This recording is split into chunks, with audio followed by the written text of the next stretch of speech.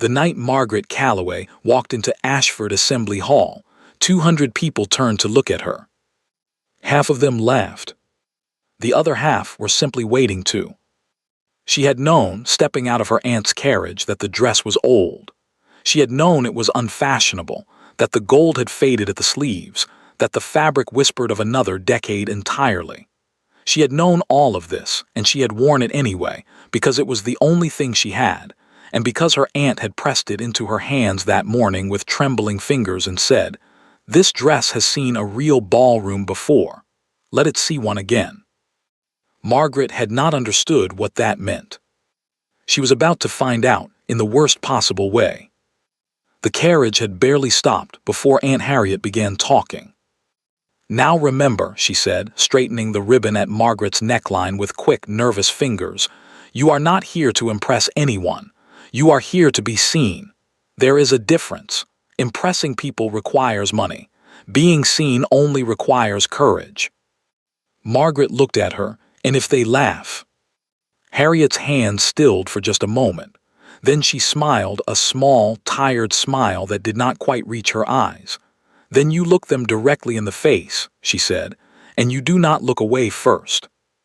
It had seemed like reasonable advice at the time.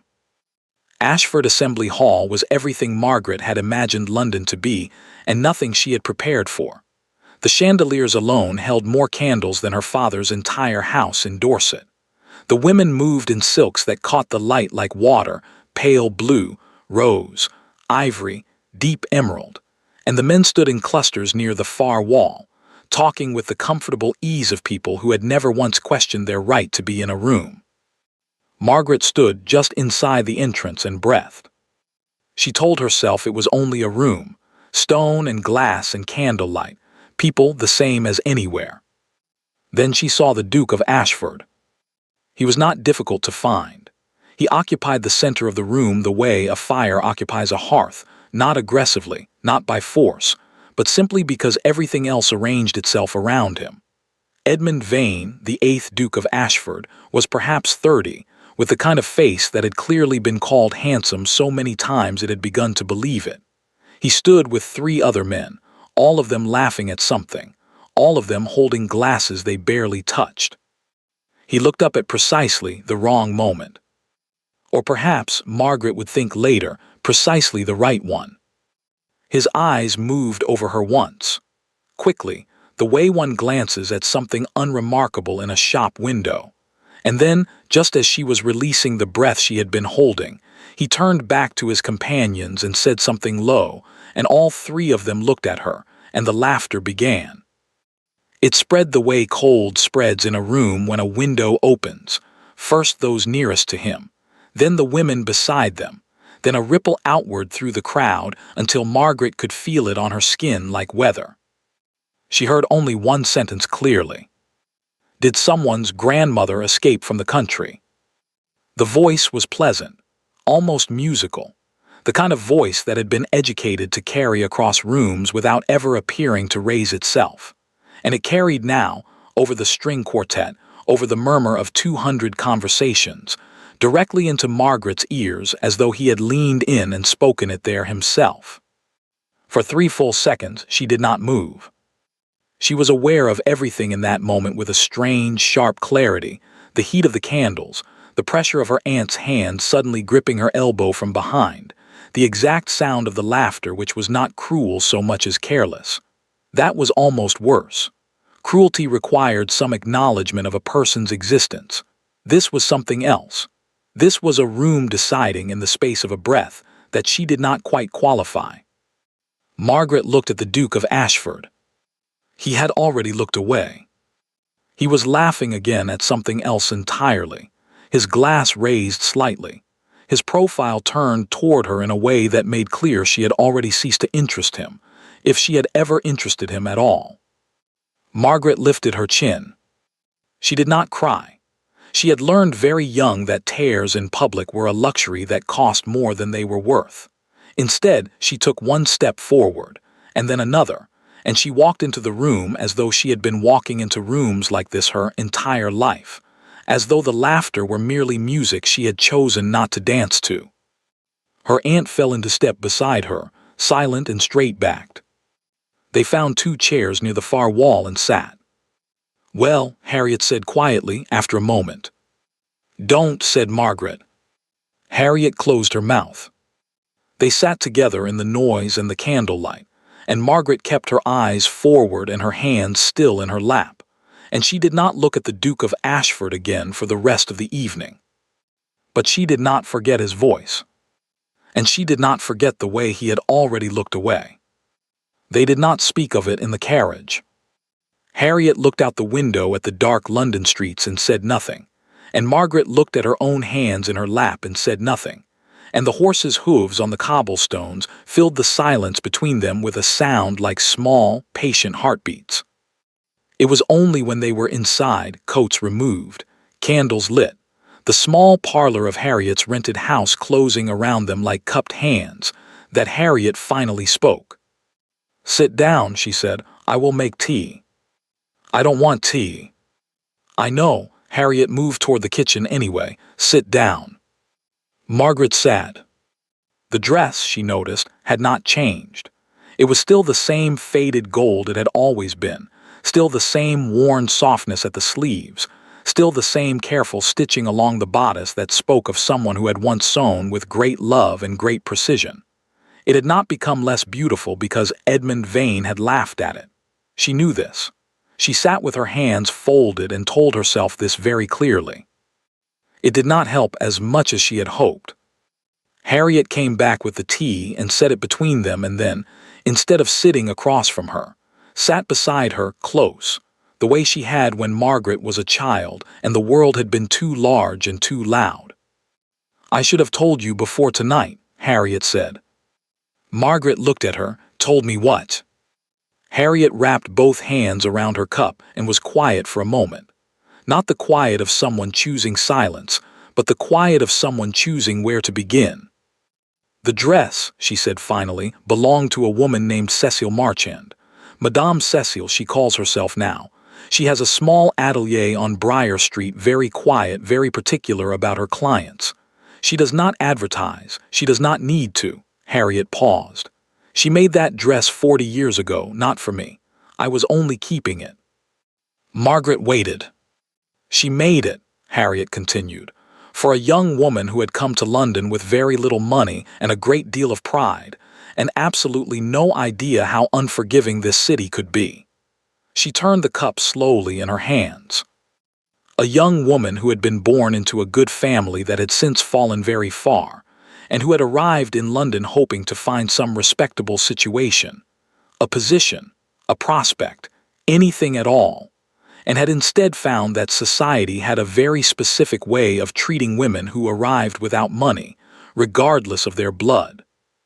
The fire crackled. Margaret felt something shift at the base of her throat. Who was she? Harriet looked at her steadily.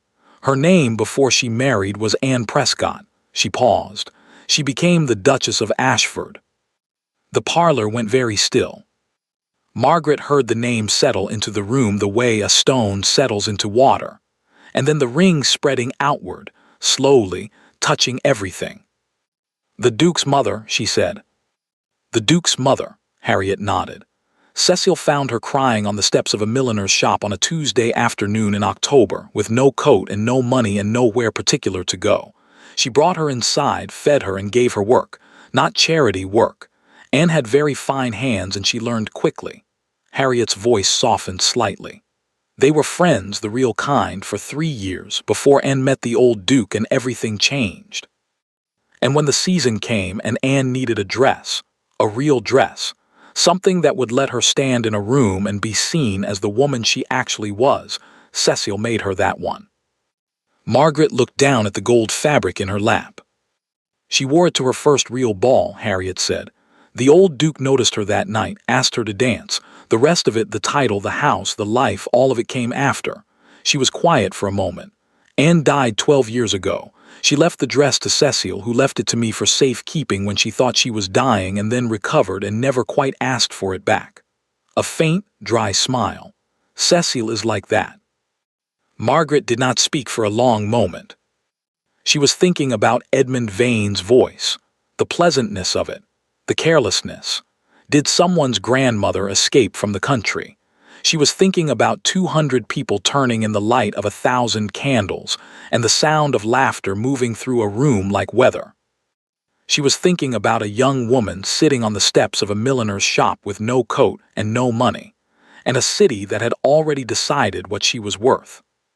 He doesn't know, she said. It was not a question. No, Harriet shook her head.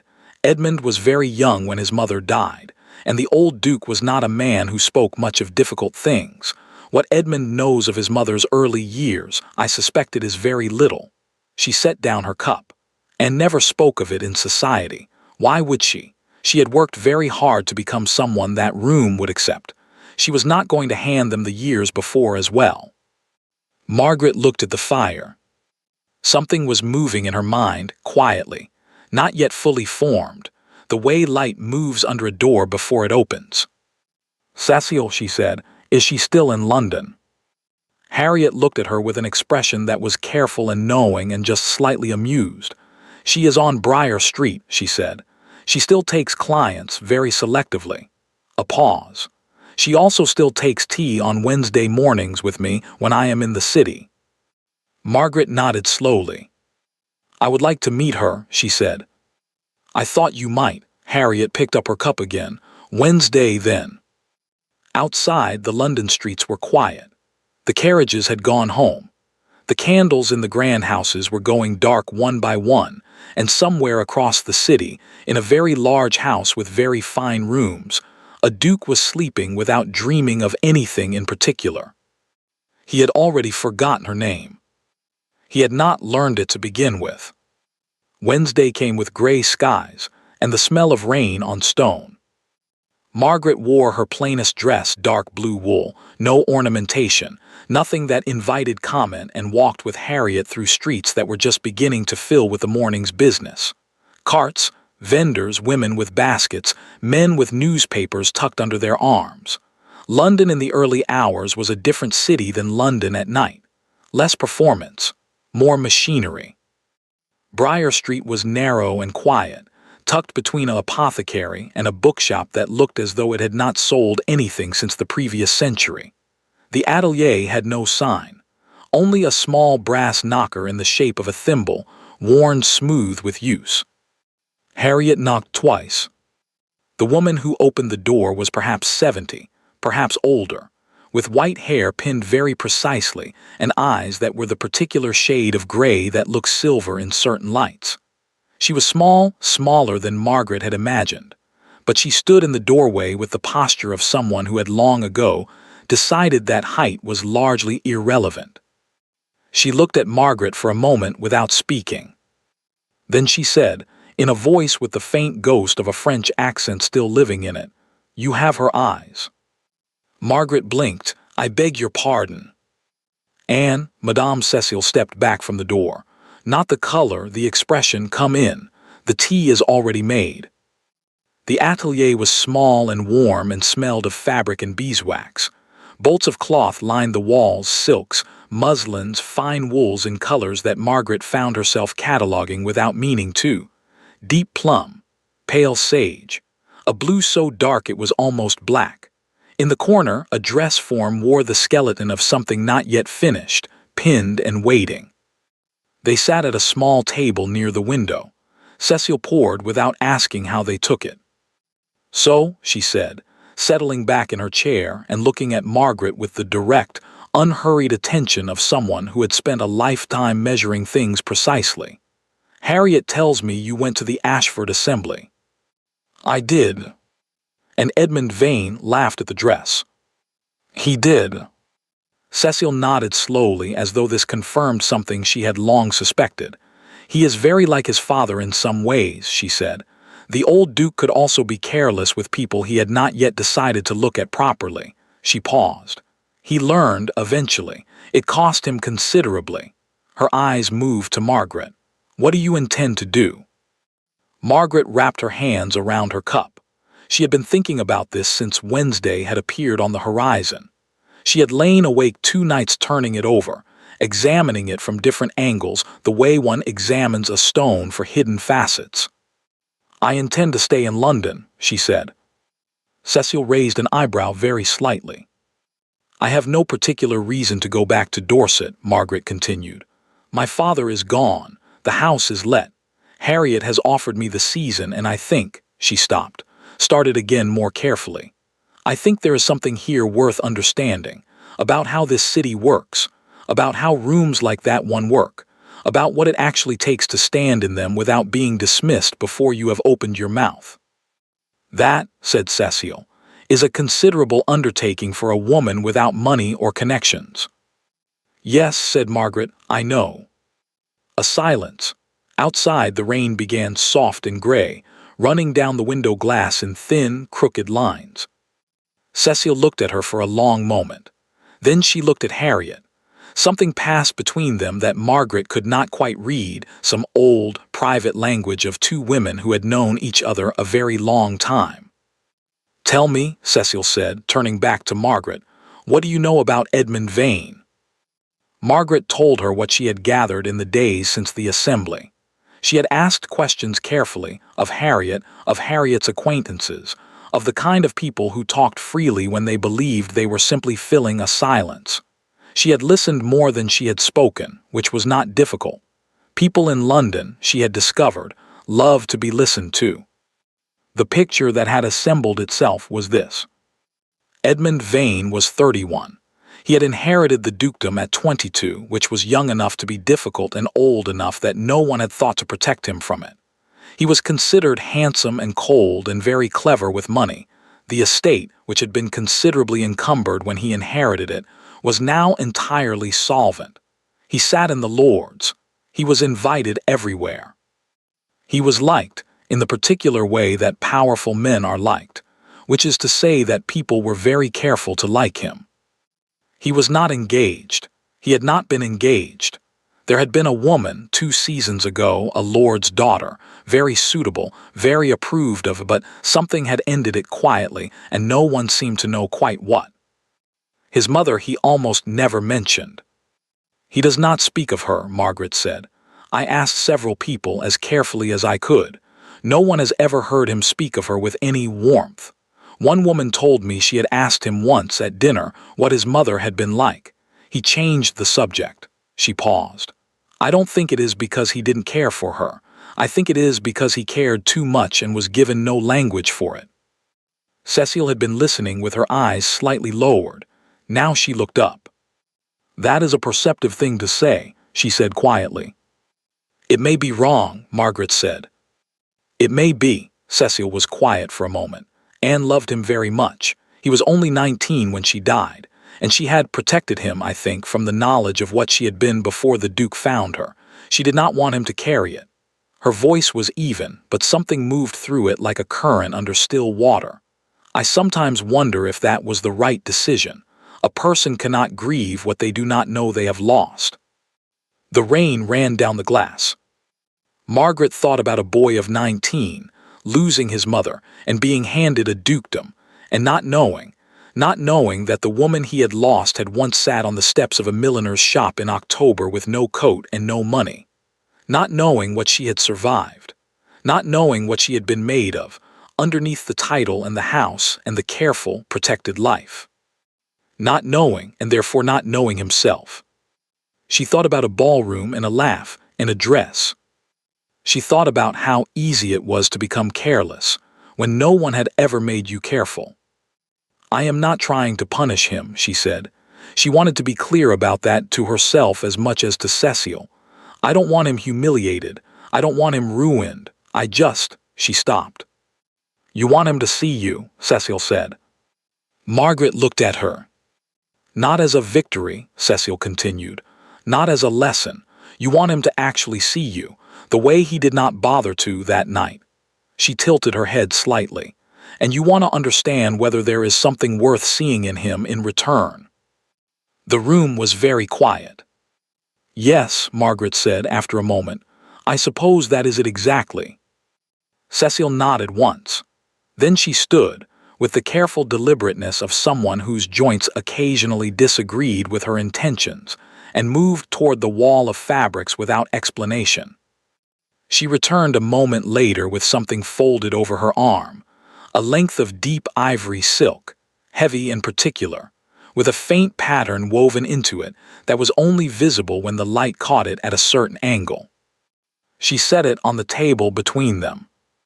"I have been keeping this for several years," she said, waiting to know what it was for. She looked at Margaret steadily. "I think perhaps now I know." Margaret looked at the silk, then at Cecile. "The next assembly," Cecile said, "is in 6 weeks." The 6 weeks passed the way difficult things sometimes do, slowly at first, and then all at once. Margaret went to Cecile every Tuesday and Thursday. She told Harriet it was for fittings, which was true, but only partially. Mostly she went because Cecile's small, warm atelier on Briar Street had become the only place in London where she felt she could think clearly. There was something about the quiet of it, the soft sounds of fabric and scissors, and the rain against the window, that arranged her mind in a way that the city's noise did not. Cecile talked while she worked. Not constantly, not intrusively, but in the unhurried way of someone who has a great deal of knowledge and no particular anxiety about when it is delivered. She talked about fabric and about society, and about the specific mechanics of how rooms full of powerful people actually operated. Who watched whom, who spoke first, who moved toward the center and who stayed at the edges, and what each of those choices communicated to everyone watching. Margaret listened to all of it. She also, during those 6 weeks, went to every small gathering Harriet could arrange for her. Not the grand assemblies, those required invitations that had not yet materialized, but the afternoon teas and the card evenings and the quiet dinner parties of Harriet's particular circle, which was modest but respectable and occasionally intersected, at its outermost edges, with people who mattered. She listened at all of them. She learned that Edmund Vane's estate in Wiltshire was called Ashford Park, and that it had a library considered one of the finest in the south of England. She learned that he gave generously and quietly to several charitable organizations, and did not speak of it. She learned that his secretary, a thin, nervous man named Prewitt, was widely considered the most overworked person in London. She learned that Edmund himself rose at 5 in the morning and rode before breakfast regardless of weather, and that his cook had once given notice over a disagreement about the correct preparation of a particular sauce, and that Edmund had spent 40 minutes in the kitchen, personally resolving the matter rather than simply finding a new cook. This last detail she found herself returning to more than the others. It was not the behavior of a man who did not care about things. It was the behavior of a man who cared about specific things, precisely and privately, and showed it in ways that did not invite observation. She was still thinking about this on the Thursday morning, 3 weeks into the 6, when she arrived at Briar Street and found the door already open. She heard the voice before she reached the threshold. Low even, with the particular carrying quality she remembered from a ballroom, but different now. Less performance, something more careful in it, the way a person speaks when they are trying to get information without appearing to want it too much. Margaret stopped just outside the door. Inside, Edmund Vane stood with his back partly to her, holding a small paper-wrapped parcel in both hands. He was not in evening dress. He was in riding clothes, dark and simply cut, and without the architecture of a formal occasion around him he looked. She noticed this before she could prevent herself from noticing it younger, less assembled. Cecile stood across from him, hands folded, expression entirely composed. "I only want to know," Edmund was saying, "if you remember her, from before, when she was before my father." A pause. "I remember her very well," Cecile said. "And was she all right, in that time?"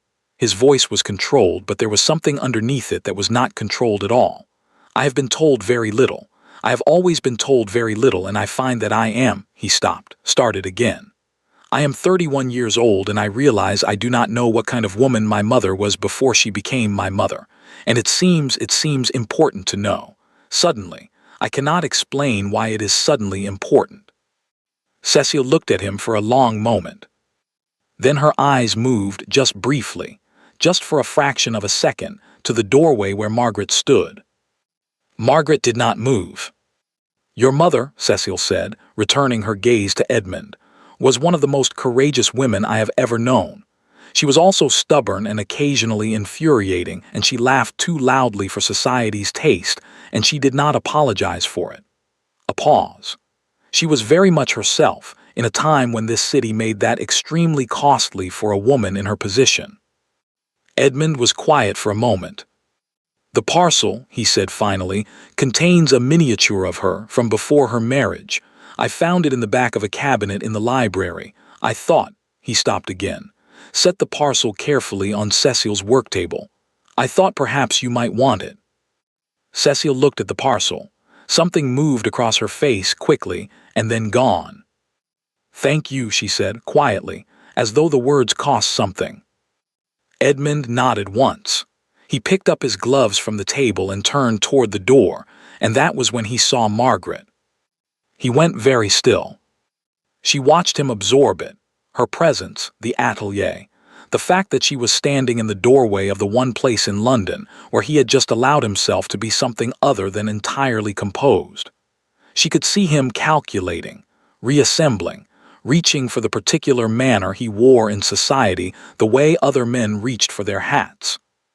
She saved him the trouble. "Good morning, Your Grace," she said, pleasantly, as though they had met a dozen times in comfortable circumstances, as though a ballroom and a laugh and a gold dress had never happened at all. He looked at her, "Miss Calloway," she said, "though I am not surprised you don't remember." Something shifted in his face. Not quite shame, not yet, but the beginning of an awareness that shame was somewhere in the vicinity. "Miss Calloway," he said, "you are acquainted with Madame Cecile. She is a friend of my aunt's. I come on Tuesdays and Thursdays." She stepped fully inside the atelier and set her coat on the hook by the door with the ease of someone who had been doing it for years. "I did not know you were expected this morning." "I was not expected," he said. "I came on an impulse." "How unlike a duke," she said. It was not quite sharp enough to be rude. It was not quite mild enough to be ignored. It landed precisely where she had intended it to land, and she watched it land, and she kept her expression entirely pleasant throughout. Edmund looked at her for a moment with an expression she could not entirely read. Then unexpectedly something at the corner of his mouth moved. Not a smile, not fully. The possibility of one. "Madame Cecile," he said, still looking at Margaret, "do you have room for one more cup of tea?" Cecile, who had been watching this exchange with the expression of someone watching a very interesting game of chess, moved toward the kitchen without a word. They sat, all three of them, which Margaret had not anticipated, at the small table by the window. The rain had started again. Edmund held his cup with both hands the way Margaret had held hers the first morning, and she noticed this and said nothing about it. They talked, not about the ballroom, not about the dress, about the library at Ashford Park, because Margaret had mentioned books without intending to begin a conversation, and Edmund had responded with more animation than she had expected. About Dorset, because he had asked where she was from with what seemed like genuine curiosity. About London in the rain, which Cecile pronounced inferior to Paris in the rain, which led to a discussion of Paris that made Margaret realize Edmund had been there often, and that he found it. She could see this in the way he talked about it, genuinely beautiful, in a way he had perhaps not admitted to many people. He was not, she discovered, what she had expected. He was not warm, exactly. Warmth was not a thing he produced easily or naturally, but he was attentive. When she spoke, he listened in the particular way that meant he was actually processing what she said rather than simply waiting for his turn. When Cecile made a dry observation, he caught it immediately, and his eyes sharpened with something that was close to delight. He was, she thought, a man who had learned to keep most of himself in a room behind a closed door, and who occasionally, in the right company, forgot to keep it fully closed. When he rose to leave, he stood for a moment with his gloves in his hand, and looked at Margaret with an expression that was harder to categorize than any of the others. "You are still in London," he said. She looked up at him. "So are you, Your Grace, despite everything." A pause. His eyes searched her face briefly, the way one searches a sentence for its full meaning. "Despite everything," he repeated slowly. "Yes." He put on his gloves. "Good morning, Miss Calloway, Madame Cecile." He left. The door closed. Cecile poured herself more tea with great serenity, and said nothing for a full 30 seconds. "Then he will be back." Margaret looked at her. "Not to see me," Cecile said with a small, precise smile. "He has been here twice in 12 years. He will not suddenly develop a new interest in dressmaking." She lifted her cup. "Thursday, I think, perhaps sooner." Margaret looked at the door. Outside, the rain was steady and gray, and the city went about its business without caring about any of it. She thought about a man standing in a small atelier with a paper parcel in his hands, asking in a carefully controlled voice whether his mother had been all right. She thought about a door that was not quite closed. "Thursday," she said. He came back on Friday. Not Thursday, as Cecile had predicted, which Margaret suspected pleased Cecile not at all. She was a woman who did not enjoy being wrong by even a single day. But Friday morning, just after 9, the brass thimble knocker sounded twice on the atelier door, and when Cecile opened it, Edmund Vane was standing on the step in the same dark riding clothes, with the same expression of a man who had decided something, and was not entirely comfortable with having decided it. He looked past Cecile immediately. Margaret was at the work table, examining a length of trim that Cecile had asked her opinion on. She was aware of the door opening.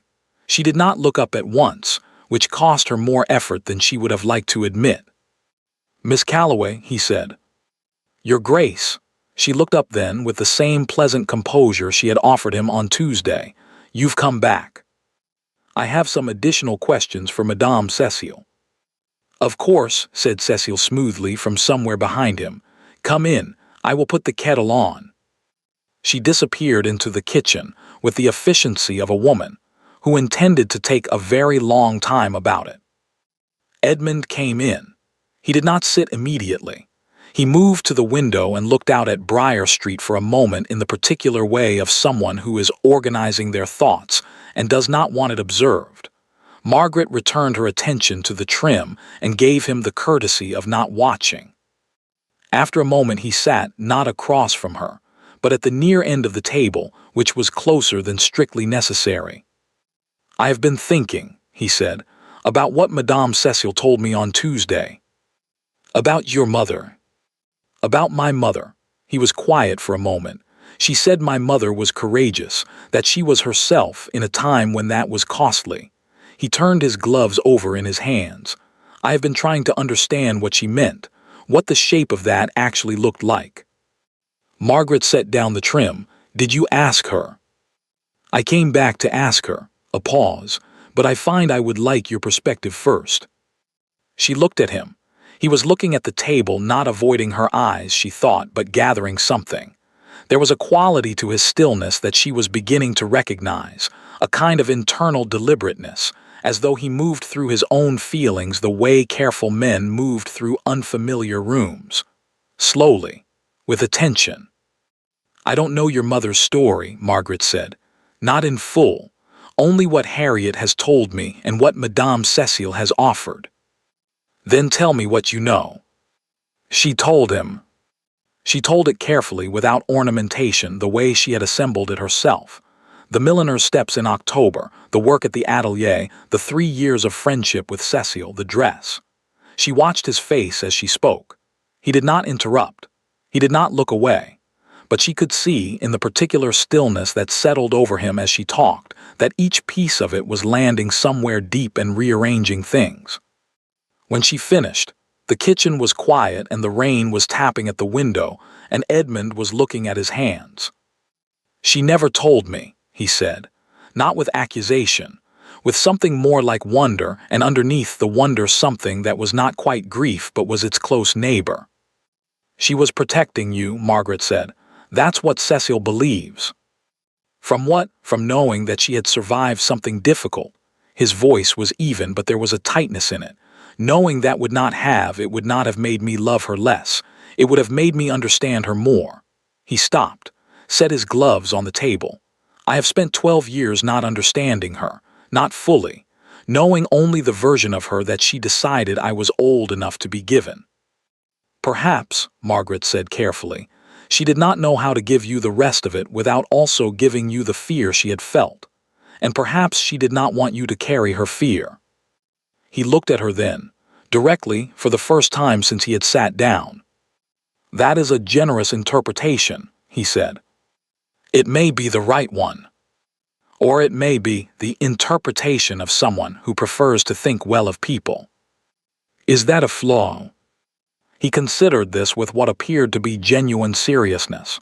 In some circumstances, he said, it can be expensive. In some circumstances, she agreed. In others, it is the only thing that makes a room bearable. A silence, not uncomfortable. The particular silence of two people who have said something real to each other and are allowing it to settle.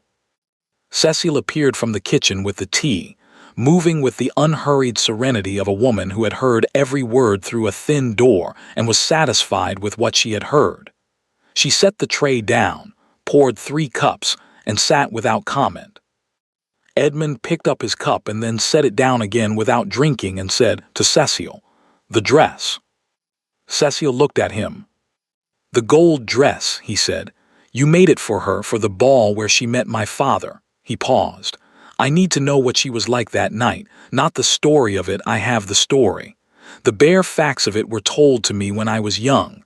I need to know what she was actually like, what she felt, what it cost her to walk into that room." Cecil was quiet for a long moment. Then she set down her cup and folded her hands on the table and looked at Edmund Vane with the steady, clear-eyed attention of someone who has been waiting a long time to say something, and is finally, after many years, being asked. "She was terrified," Cecil said. "She stood in my back room in that dress for 10 minutes before she could make herself move toward the door. Not because of vanity, she was not a vain woman, but because she understood that if the room rejected her that night, there would not be another chance. She had very little left. Money almost gone, options almost gone. That night it was the last real door she could see." Edmund said nothing. "I told her what I always tell women in that situation," Cecil continued. "I told her the dress was beautiful and she was beautiful and that the room had no idea what was coming." A faint smile. "She laughed at that. She said, 'Cecil, what if they laugh?' And I told her, 'Then you look them directly in the face and you do not look away first.'" The room went very still. Margaret felt something move through her, a current of recognition so strong it was almost dizzying. Those exact words. Harriet in a carriage, adjusting a ribbon at her throat. "Then you look them directly in the face and you do not look away first." She looked at Cecil. Cecil was already looking at her, and the expression on her face was not surprise at all. "You told my aunt that," Margaret said slowly. "That same thing, the night of the assembly, Harriet told me before we went inside." She stopped. "Did you know? Did Harriet tell you we were going?" "Harriet told me," Cecil said simply. "I thought it might be useful." "You sent me in there with her dress," Margaret said, "knowing what the room might do, knowing what Edmund might." She stopped again. Something was rearranging itself in her understanding, the pieces shifting and clicking into new positions. "You did not send me in to be humiliated. You sent me in to begin," Cecil said. "Everything has to begin somewhere." Her eyes moved briefly to Edmund, who was listening with an expression of careful, intense attention. Anne's story began on the steps of a milliner's shop. Some things require a difficult first night before anything better can follow. A long silence. Edmund was looking at Margaret with an expression she had not seen on him before. It was not the assembled composure of the ballroom, nor the careful control of a man managing his own grief. It was something more unguarded than either of those. something that was trying to understand several things at once and finding the task larger than expected. "You knew," he said to her. "When you walked into that assembly, you knew about the dress." "No," she said honestly. "Harriet told me after. I knew nothing before." She paused. "I only knew it was the best dress I had." He held her gaze for a moment. "And when you found out," he said, "afterward, you chose to stay in London. You chose to," he stopped, reformulated. "Was any of this the coming here, the Tuesdays and Thursdays, was this a campaign, Miss Calloway, against me?" She considered the question with the seriousness it deserved. "It began as something like one," she said. "I will not pretend otherwise. I was humiliated in front of 200 people and I had no means of answering it, and I wanted," she paused. "I wanted to be seen, properly, by the specific person who had decided not to look." She folded her hands in her lap. "But that is not what it is now." "What is it now?" She looked at him steadily. "I'm not entirely sure. I think that's rather the point of it." Edmund looked at her for a long moment. Then he looked at Cecile, who was drinking her tea with the expression of a woman who has done her part and is content to let events proceed without her further management. He looked back at Margaret. "I owe you an apology," he said. The words came out evenly, without excessive ceremony, which somehow made them more considerable than if he had labored over them. "For the assembly, for what I said. I did not know you. I did not attempt to know you. And I said something that was unkind and careless, and I said it loudly, which was worse." A pause. "I am sorry." Margaret looked at him. She had imagined, in the weeks since the assembly, various versions of an apology from Edmund Vane. She had imagined elaborate ones and insufficient ones, and ones delivered with the particular awkwardness of men who were not accustomed to the practice. She had not imagined this, quiet, direct, without theater, offered in a small room on a rainy Friday morning over cooling tea. "Thank you," she said. Not asterisk "it's quite all right." Not asterisk "think nothing of it." Simply, "thank you." She watched him register the distinction. "The dress," he said after a moment. His voice had shifted, something softer in it now, something that had not been there at the start of the morning. "My mother's dress. You walked into that room in it and I laughed at it and I did not know." "You couldn't have known."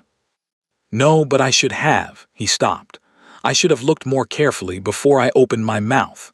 He picked up his gloves, put them down again, a small, uncharacteristic gesture of uncertainty. "I have a tendency, I am told, to assess rooms and the people in them very quickly and very confidently." He paused. "I am told this is not always a virtue." "Who told you that?" The corner of his mouth moved. "My mother, actually, when I was 16. He looked at the window. "I had forgotten she told me that. I find I am remembering a great many things this week that I had apparently set aside without meaning to." The rain was steady outside. The atelier was warm and quiet. Somewhere in the street, a cart horse clattered over the cobblestones, and then the sound faded, and there was only the rain again.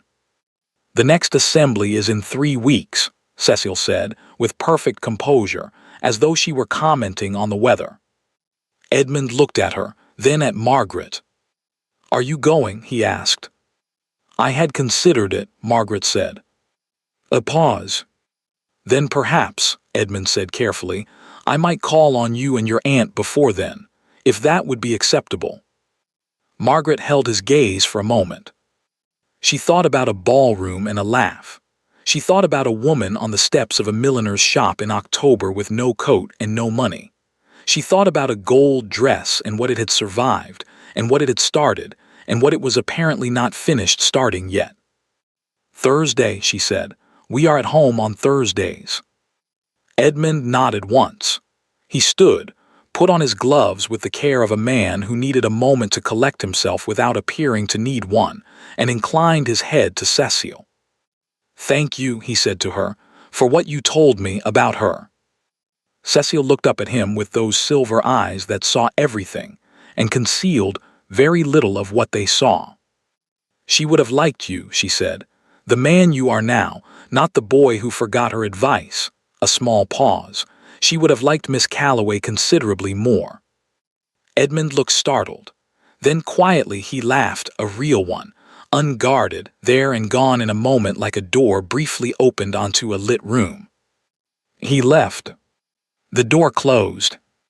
Margaret sat very still. "Cecile," she said after a moment. You are a very calculating woman." "Yes," said Cecile serenely, refilling her cup. "Anne always said so too." She looked up. She meant it as a compliment. He called on Thursday. Margaret had told herself, in the 3 days between Friday and Thursday, that she would not arrange herself around his coming. She would not check the clock. She would not change her dress twice and settle on the first one. She would not position herself in the parlor chair that faced the window and happened to offer the earliest possible view of the street below. She did all of these things. He arrived at 2:30, on foot, which surprised her. She had expected a carriage, the formal architecture of a proper call, the whole machinery of it. Instead, he came up Harriet Street in his coat with his hat slightly dampened by the light mist and knocked on the door like an ordinary person. And Margaret had exactly 4 seconds to move away from the window before Harriet's housekeeper showed him in. Harriet received him with the particular graciousness of a woman who had been waiting a long time to be in a position to do so and was not going to waste it. She offered tea. She offered the good chairs. She talked to him about Dorset and about the weather and about a book she had recently read, and Edmund answered everything with the attentiveness Margaret was beginning to recognize as characteristic. That quality of actual listening, of processing, of responding to what was actually said rather than to what was expected. Margaret watched him. She watched him notice the books stacked on the side table and ask about them. She watched him look around Harriet's small rented parlor, modest, carefully arranged, everything in it chosen for use rather than display, and not find it wanting. She watched him hold his teacup with both hands, which he seemed to do when he was comfortable, which she had now observed enough times to consider a reliable signal.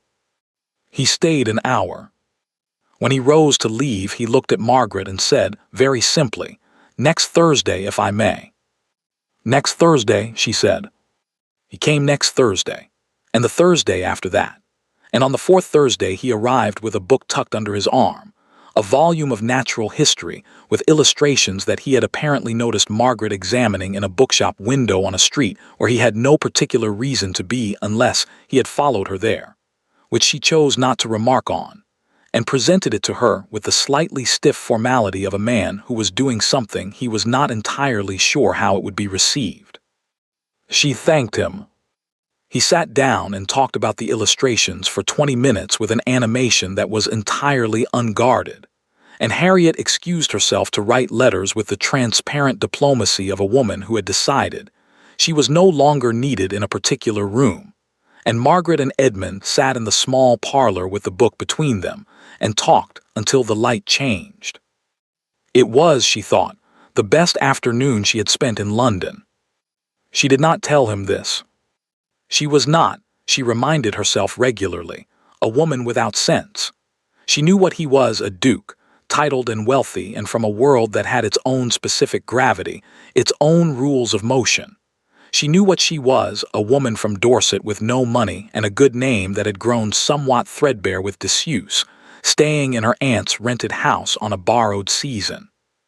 She knew that Thursday calls and shared books and conversations that ran past the proper time did not necessarily mean what she sometimes, in unguarded moments, found herself wanting them to mean.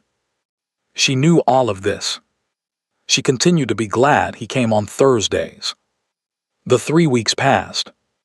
The night of the assembly arrived on a Thursday, which Margaret considered either a coincidence or the universe's idea of a joke. Cecile had finished the dress 2 weeks prior and had refused to let Margaret see it until the morning of the assembly, which was an act of either artistic conviction or deliberate theater. And with Cecile, the two were not always distinguishable. Margaret had arrived at Briar Street at 9 in the morning to find it laid out on the long work table under the window, and she had stopped in the doorway and simply looked at it for a moment without speaking.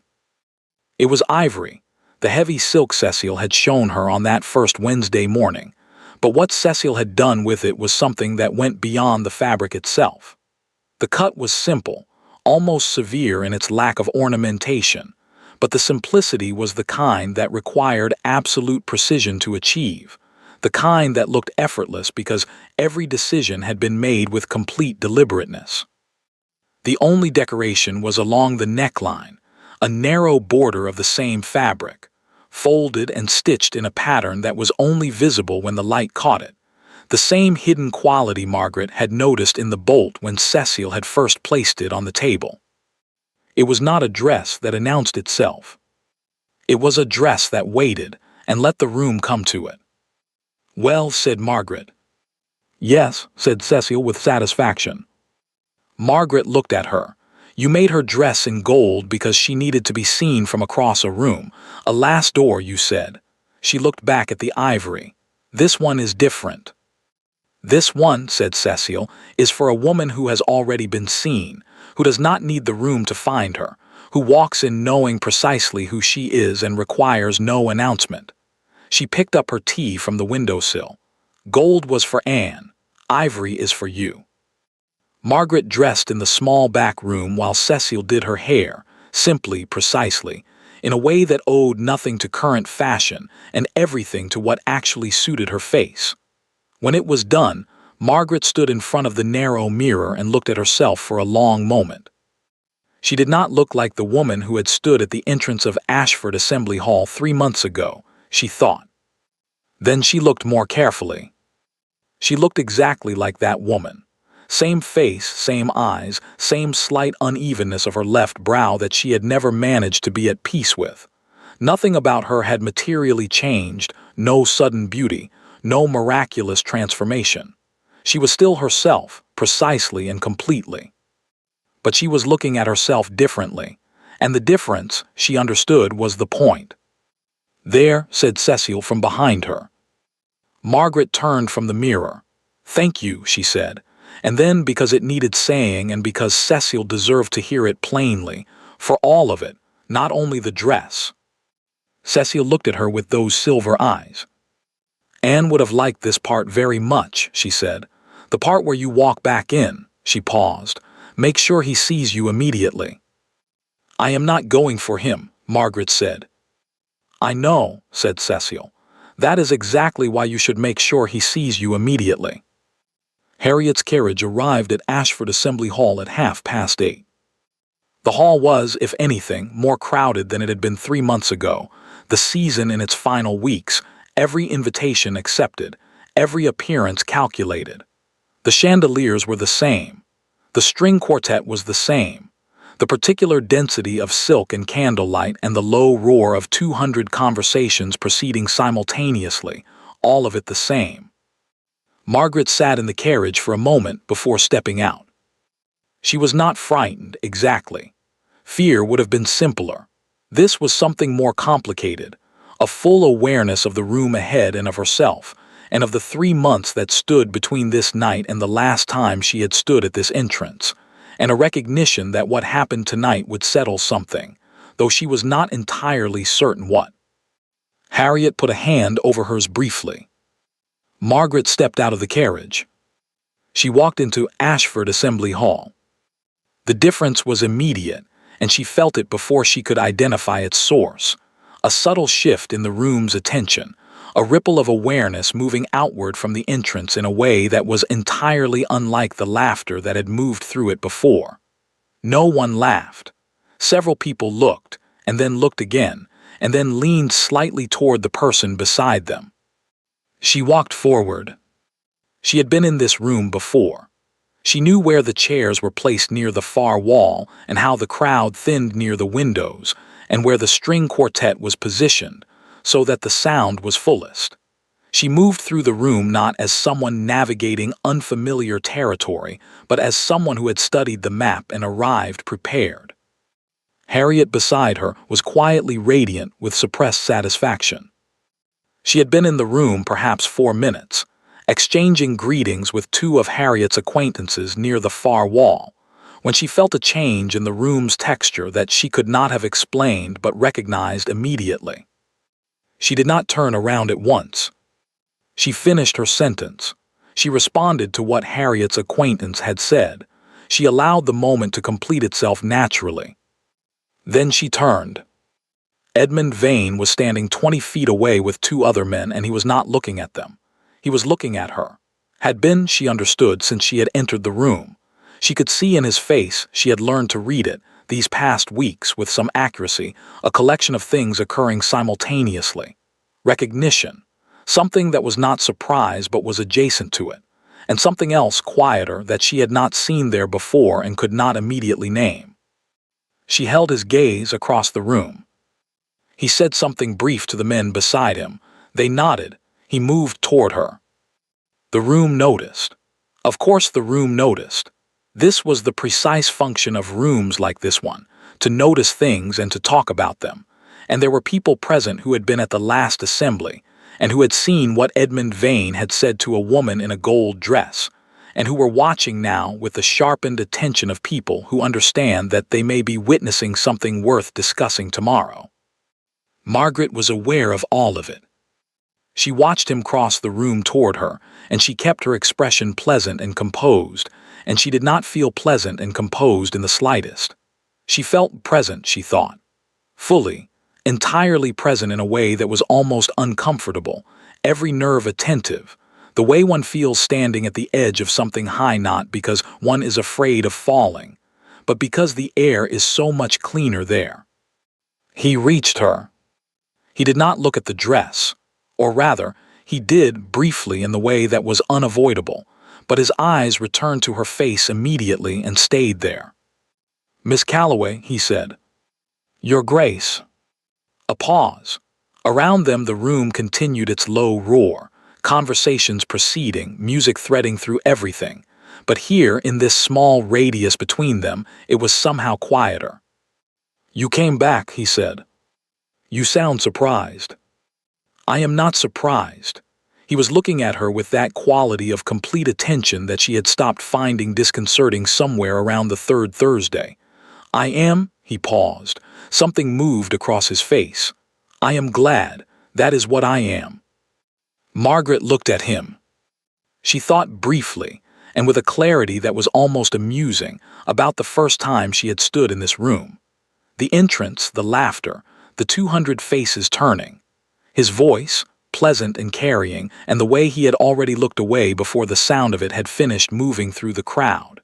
She had stood with her hands still in her lap against the far wall and told herself it was only a room. It was only a room. And look what a room could hold, if you were patient enough to stay in it. "I believe," Edmund said, "that I owe you a dance, significantly overdue." The corner of her mouth moved. "You owe me rather more than a dance, Your Grace." "Yes," he said, "I am aware." He offered his hand. "I thought we might begin there, however." She looked at his hand. She looked at his face, that carefully assembled face that she had learned, in 3 months of Thursdays, contained considerably more than it showed, that kept its warmth in a room behind a closed door, but had, she thought, been leaving the door increasingly less closed in recent weeks. She placed her hand in his. The room noticed. The room murmured. The room adjusted its entire understanding of the evening with the particular efficiency of 200 people all reaching the same conclusion simultaneously. Margaret paid the room no attention whatsoever. They moved onto the floor. The quartet was playing something in 3, slow enough to talk over, which she suspected was not an accident. Edmund danced the way she had expected him to, correctly, precisely, with the ease of long practice, but there was something less formal in it than she had imagined. He held her hand with a firmness that was not proprietary but definite, as though he had thought about it and decided, and his eyes stayed on her face with an attentiveness that had nothing to do with the mechanics of the dance. "I have been thinking," he said after a moment, "about what Cecil said." "Which thing that Cecil said? She says a great many things." That my mother would have liked you considerably more than she would have liked me. He paused. I have been thinking that this is probably accurate, and that it is not, as I first assumed, a criticism. What is it then? A recommendation, he said, from someone whose opinion I find I trust rather more than I expected to. Margaret looked at him. Cecil trusts very few people. I know. A pause. I am finding that the people whose good opinion is difficult to earn are the only ones whose good opinion means anything. The music moved around them. Across the room she could see Harriet talking to someone near the far wall, not watching her, deliberately not watching her, with the exquisite studied casualness of a woman watching every single thing. I said something to you, Edmund said, in this room, 3 months ago. You did.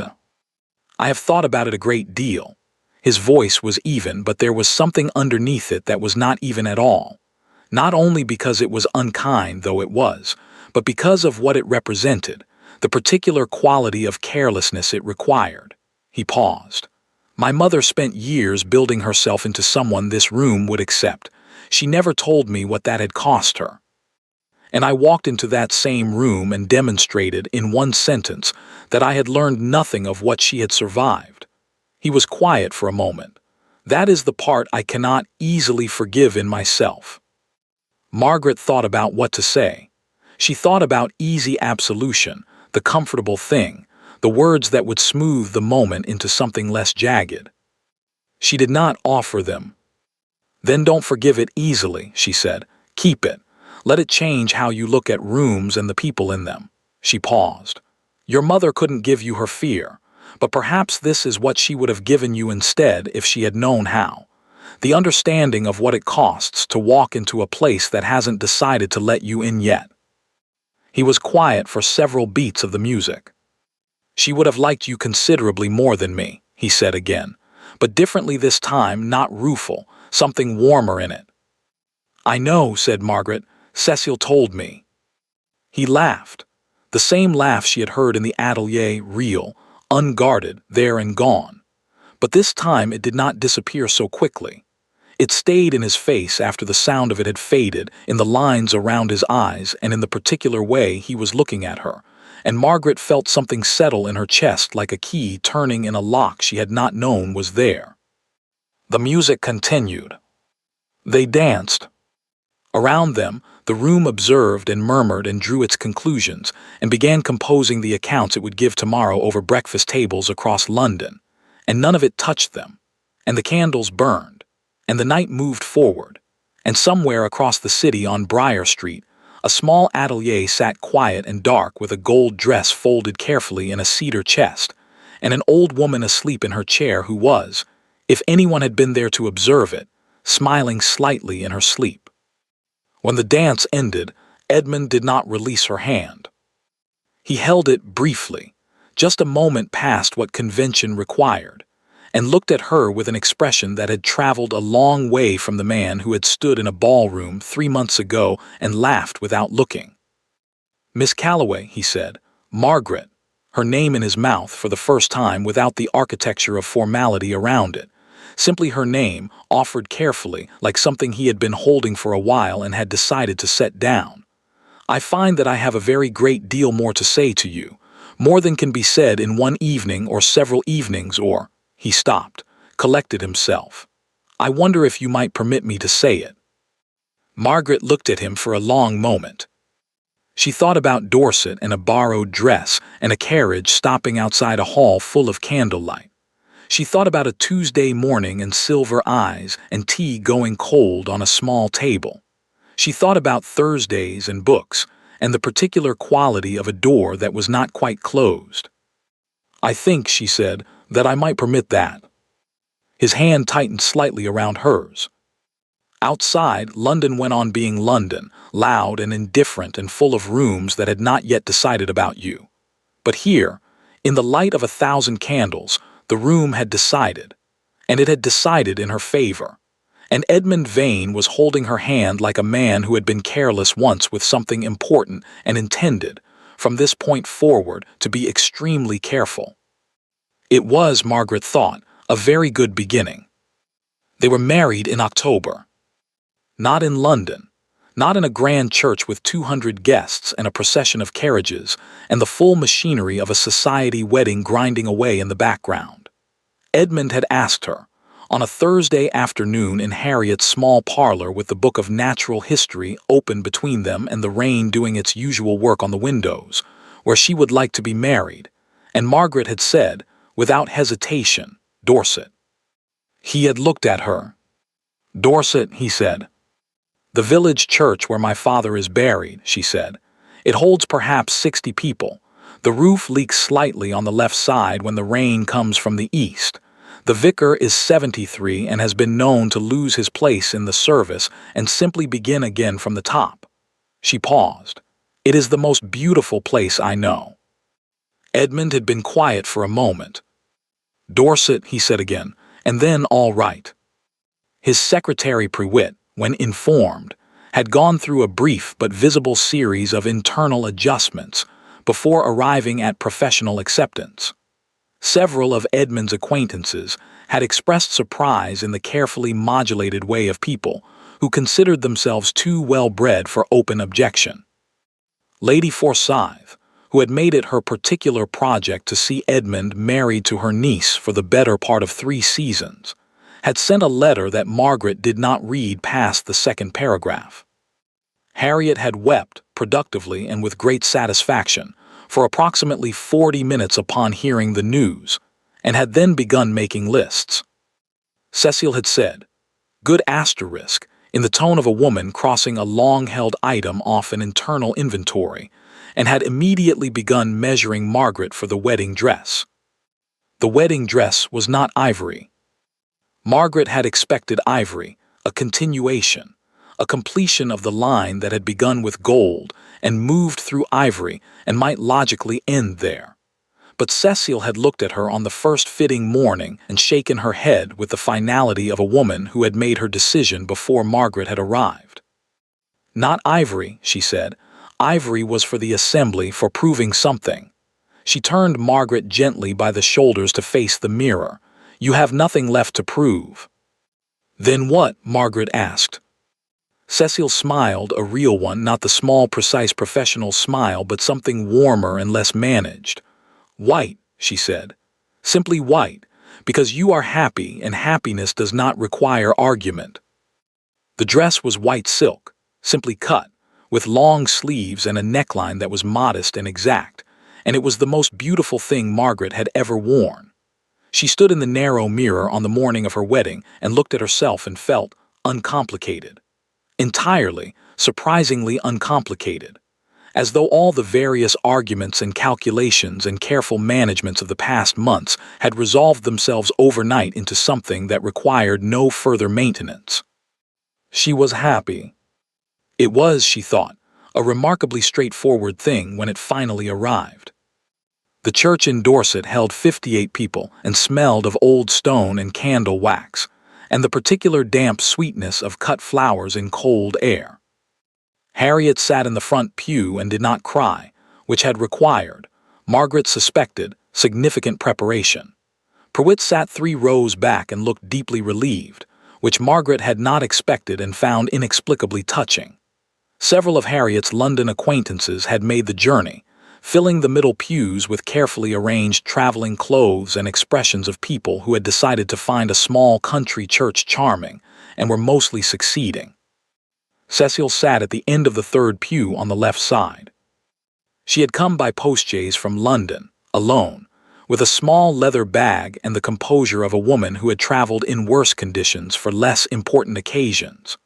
When Margaret had seen her that morning, already seated and upright in the church's cold air, something had moved through her chest that she could not have named, but that felt like the completion of a long sentence. The vicar was 73 and found his place without incident, which Harriet would later describe as the morning's second miracle. Edmund was waiting at the altar. He was not a man who showed his feelings easily or loudly. Margaret knew this. She had spent months learning the specific vocabulary of his restraint, the exact angle of his jaw when he was moved, and did not intend to show it, the quality of stillness that meant he was feeling something considerable, the slight warming of his eyes that in another man might have been tears and in Edmund was simply the closest equivalent he could manage in public.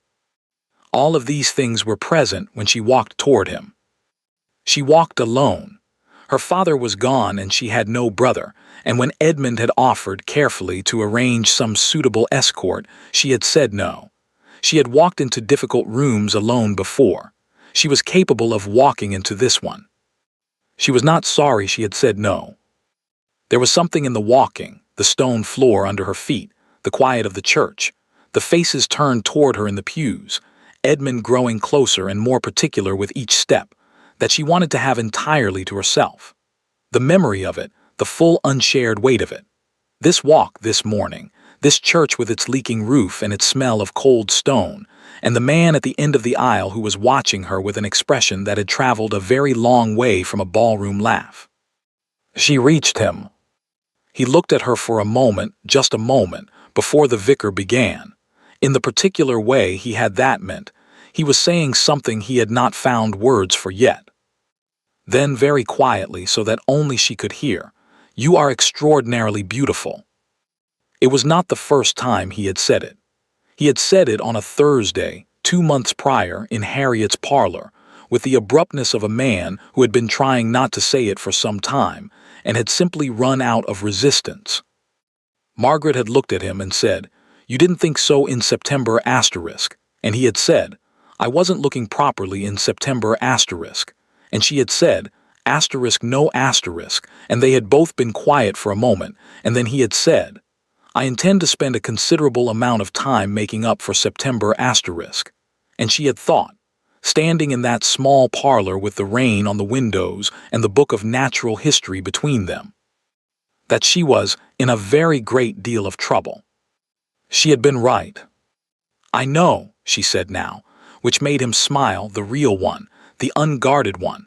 And then the vicar began, and the rest of it was the words, the old words, the words that had been said in this church for generations over couples who had no idea what was coming and meant every syllable anyway. Margaret meant every syllable. The wedding breakfast was held at the village inn, which had been engaged in its entirety for the occasion, and which rose to the challenge with considerable local pride. The food was excellent. The wine was sufficient. Harriet gave a speech that was 3 minutes long and made 4 people cry, which Margaret considered a remarkable efficiency. Edmund did not give a speech. He was not, he had told Margaret privately, a man who performed well in that particular format. What he did instead was sit beside her for the entirety of the breakfast and talk to her in the quiet way he had, and refill her glass before she asked, and place his hand over hers on the table at intervals that grew less self-conscious as the morning progressed, and look at her with an expression that said everything the speech would have said, more precisely and without an audience. Cecile left after the breakfast, before the afternoon's dancing. She embraced Margaret briefly, firmly, with the no-nonsense warmth of a woman who considered prolonged farewells an indulgence, and held her by the shoulders for a moment and looked at her. "Well done," she said. Margaret looked at her. "Which part?" Cecile's eyes moved just briefly across the room to where Edmund was talking to the vicar, his hand in his coat pocket, his profile turned in a way that showed the slight smile he wore when he was comfortable. Then back to Margaret. "All of it," she said. She picked up her leather bag and walked out of the inn and down the Dorset Lane toward the post road, upright and unhurried, and Margaret watched her go until the lane bent and she was gone. They spent the first week of their marriage at Ashford Park. Margaret had been there once before, briefly, in the weeks of the engagement, a formal visit, properly chaperoned, which had given her an impression of the house's size and quality without allowing her to understand it. Now she moved through it slowly, room by room, learning it the way one learns a language, not all at once but by accumulation, by daily contact, by the gradual process of a place becoming familiar. It was a very large house. This was unavoidable. The library alone was the size of Harriet's entire rented London house, and it contained, as she had been told, one of the finest collections in the south of England, and she stood in it on the first morning and turned slowly in the middle of the room and felt something expand in her chest that was equal parts delight, and the particular sensation of a woman who has just realized she has been given, entirely unexpectedly, everything she most wanted. Edmund stood in the doorway and watched her. "It's yours," he said simply. "All of it, use it however you like." "I intend to read every single one," she said. "I assumed," he said. "I've instructed Prewitt to clear my schedule for the next 40 years. She turned to look at him. He was leaning in the doorway with his arms crossed, and the expression he wore when he had said something he found privately amusing and was waiting to see if she did too. It was one of her favorite expressions of his. She had catalogued in the months of their acquaintance a considerable collection of his expressions: the assembled composure, the attentive stillness, the almost smile, the real laugh, and this one, the private amusement, was near the top. "Only 40, she said. "I was being conservative," he said. "Prewitt appreciates conservatism." She laughed. He crossed the library and kissed her, there among the books and the morning light and the smell of old paper and beeswax, and Margaret thought that she would remember this room for the rest of her life. This specific quality of light on this specific morning with his arms around her, and the sense, overwhelming and uncomplicated, of being exactly where she was supposed to be. The gold dress lived in a cedar chest in Margaret's dressing room. Edmund had brought it from Cecil before the wedding, asking for it with the careful formality of a man who understands that he is asking for something significant. Cecil had given it to him without ceremony, wrapped in clean linen, with a look that said she had been expecting him to ask eventually. Margaret had placed it in the cedar chest herself, on the evening of their arrival at Ashford Park. She had held it for a moment before folding it in, feeling the worn softness of the gold velvet, the careful stitching that was Cecil's hand 40 years ago, the weight of everything it had carried and witnessed. Then she had folded it gently and set it inside and closed the lid. She did not lock it.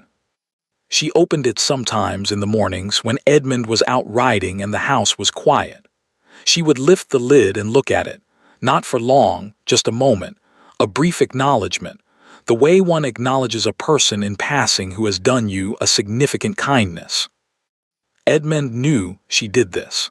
He had come back from riding early one morning and found her standing at the chest with the lid open, and he had stood in the doorway for a moment without speaking, and then he had come and stood beside her and looked at the dress with her. They had stood there together for a little while. He had not said anything, neither had she. There was nothing that needed saying that the standing together did not already say. Their daughter was born in the second year of the marriage, in the same Dorset village where they had been married, because Margaret had insisted and Edmund had not argued, which Prewitt had noted in the household calendar with the weary equanimity of a man who had long since made his peace with a great many things he had not anticipated. They named her Anne. Edmund had suggested it on an autumn evening in the library, very quietly, as though he were offering something he was not certain would be accepted. Margaret had looked at him across the book she was reading and felt something move through her that was too large and too quiet for words. "Yes," she had said. He had nodded once and looked back at his own book, and they had sat in the library in the lamplight without speaking, and it was one of the most complete silences Margaret had ever inhabited. Anne was, from the beginning, a child of considerable and specific character.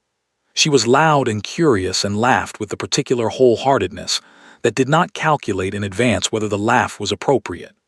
She had Edmund's precision and Margaret's stubbornness, and something that was entirely her own, a quality of absolute certainty about what she found interesting and what she did not that made her, depending on the day and the company, either exhausting or magnificent. She adored the library. She adored the horses. She adored Harriet, who visited often and who had developed, over the years, a relationship with Edmund characterized by mutual respect and the occasional dry exchange that Margaret found disproportionately entertaining. She adored Prewitt, who did not know what to do with this, and had eventually surrendered to it with the grace of a man who had learned that some battles were simply not worth fighting. She did not, as a very small child, understand what the cedar chest in her mother's dressing room was for. She understood only that it smelled of cedar and old things, and that her mother sometimes opened it and looked inside for a little while, and that when she did she wore a particular expression that Anne could not name but recognized, an expression that was quiet and full at the same time, like a room that holds more than it shows. She was 7 when she asked. She had followed her mother into the dressing room on a winter morning, trailing in the way of children who have not yet learned that adults sometimes need a moment alone, and she had watched Margaret open the cedar chest, and she had climbed up on the small stool beside it and looked inside. "What's that?" she said. "A dress," said Margaret. Anne looked at it with the focused seriousness she brought to all investigations. "It's gold," she said. "Why is it in a box?" "Because it's important." "Why is it important?" Margaret was quiet for a moment, looking at the dress. "It belonged to your grandmother," she said. "Your father's mother. Before she was a duchess, before she met your grandfather, before any of it, she wore this dress to a ball and everything changed." Anne considered this. How? "She was seen," Margaret said, "by the right person at the right time." She paused. "Or perhaps not the right time, perhaps there's no such thing as the right time, perhaps just a time, and what you do with it." Anne looked at her with Edmund's eyes, gray and precise and processing.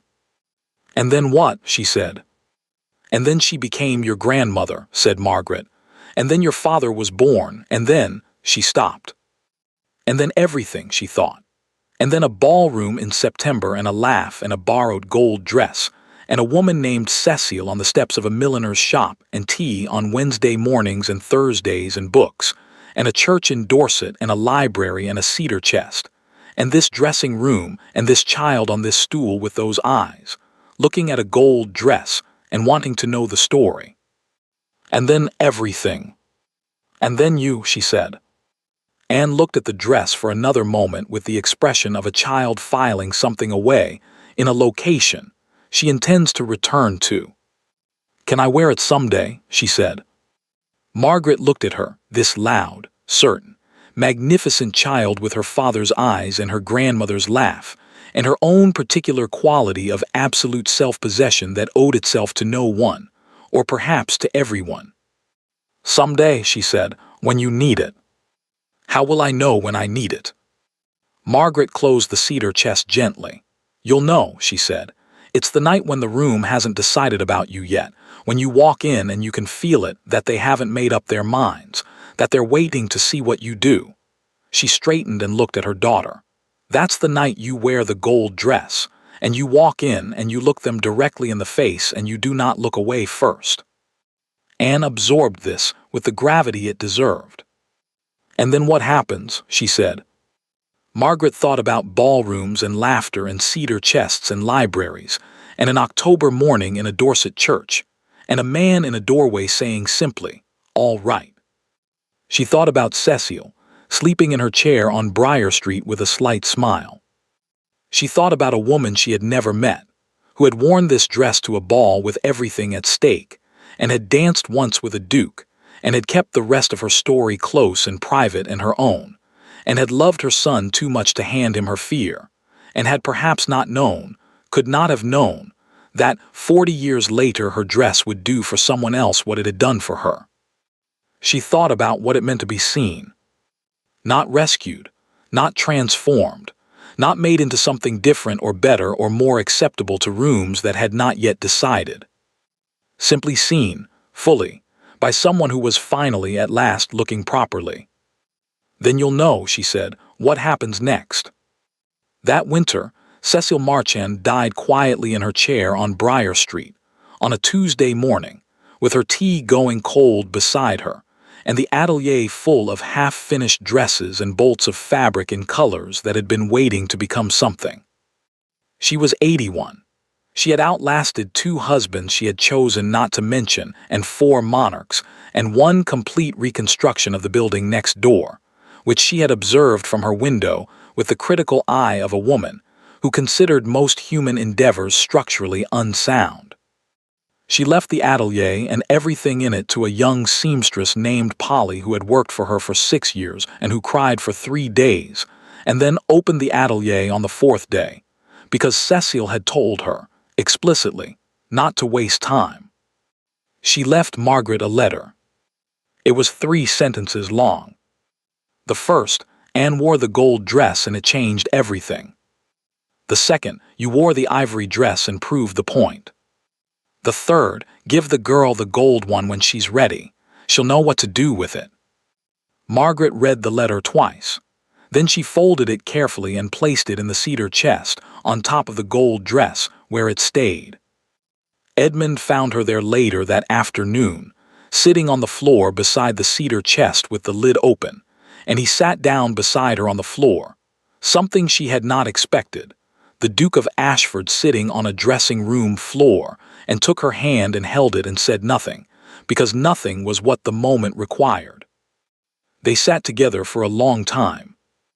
Outside, the autumn light moved across the grounds of Ashford Park, gold and then amber, and then the deep particular blue of early evening, and the cedar chest sat open between them with the dress inside and the letter on top, and the house was quiet around them except for somewhere, distantly, the sound of Anne laughing at something with the wholehearted certainty of a child who has not yet learned to calculate whether the laugh is appropriate.